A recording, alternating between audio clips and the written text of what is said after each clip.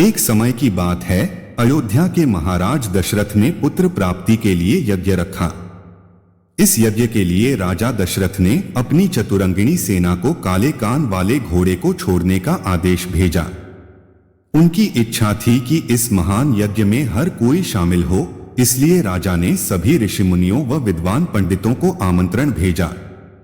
निर्धारित दिन पर महाराज दशरथ अपने दोस्त गुरु वशिष्ठ, ऋण ऋषि व अन्य विद्वानों के साथ यज्ञ मंडप में पहुंचे। इसके बाद विधिवत रूप से यज्ञ की शुरुआत हुई। मंत्र उच्चारण और पाठ जैसे सभी विधि विधान के साथ कुछ घंटों में यज्ञ पूरा हुआ। राजा दशरथ ने फिर सभी ब्राह्मणों, विद्वानों व अतिथियों को उपहार में धन और गाय आदि देकर आदरपूर्वक विदा गया।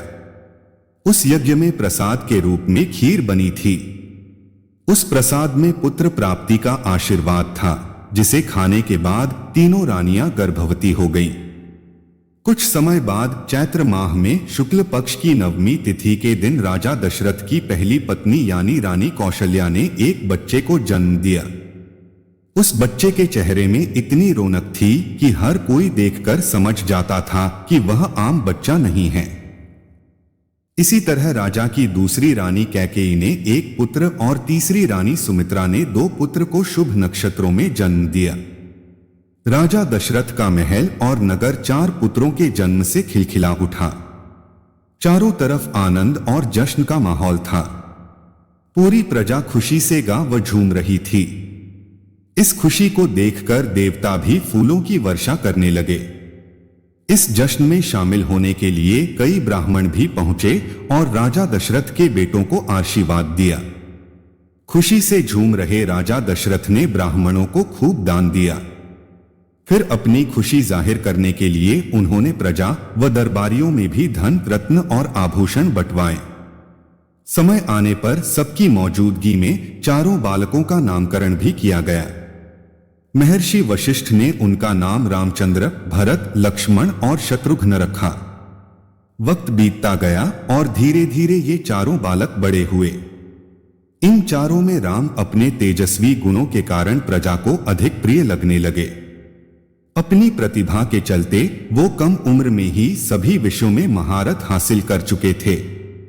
राम में सभी गुण थे, चाहे शस्त्र चलाने की बात हो या हाथी व घोड़े की सवारी, हर चीज में वो अव्वल थे। साथ ही वो माता पिता व गुरुओं का भी खूब सम्मान करते थे। उनके गुणों के कारण बाकी के 3 भाई भरत, लक्ष्मण और शत्रुघ्न भी उनसे काफी कुछ सीखते थे। जब भी महाराज अपने चारों पुत्रों को एक साथ देखते, उनका मन आनंद से भर उठता था। राम में मौजूद गुणों के कारण उन्हें श्री राम और भगवान राम तक कहा जाने लगा।